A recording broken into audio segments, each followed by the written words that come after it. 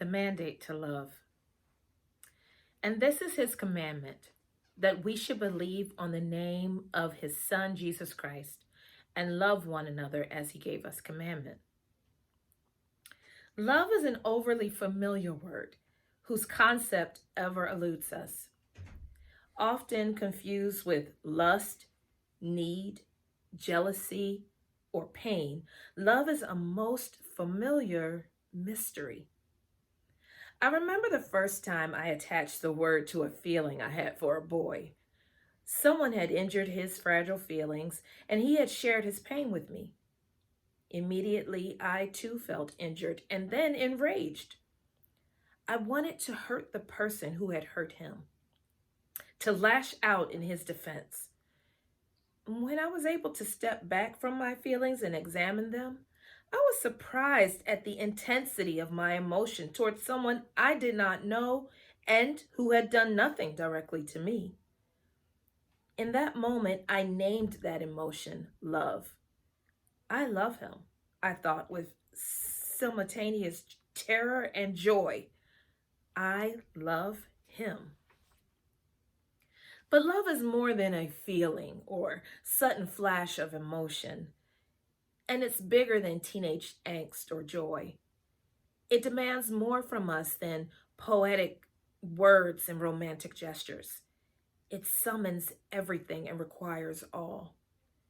It is infinite and therefore challenges our finite understanding. By this we know love, because he laid down his life for us. So heaven commanded an enormous, simple, sacrificial act. This is what makes it possible to understand, what brings it within our grasp, what makes it tangible.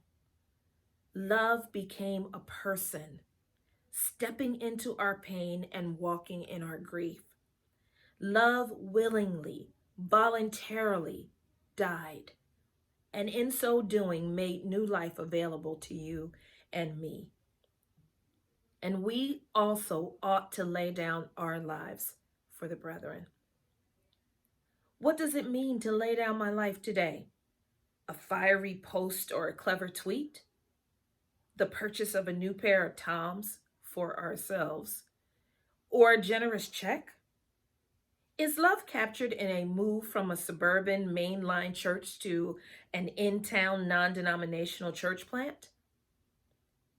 If God wants to use my life to define the word, what on earth does love mean? As with Christ, in you and me, by the Spirit of God, love is transformed from a romantic notion into a human being. Love becomes a hug on a hard day. Love gives up a Friday night to watch a neighbor's kids. Love sits beside me in the hospital waiting room, stands with me at the graveside of my mother, and walks with me in protest rallies in the street. And at God's command, love dies. This obedience does not destroy, but rather emboldens us.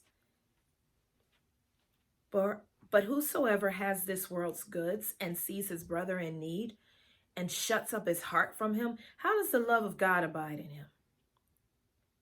To turn our backs on the hungry requires us to squelch the prompting of the Spirit of God within us. To become comfortable with the cruelty of racism necessitates that I close my eyes to another's humanity as well as my own. In order to deny a cup of water to a thirsty child while hoarding a stream, I must block out the image of God in his face and mar the same in my own.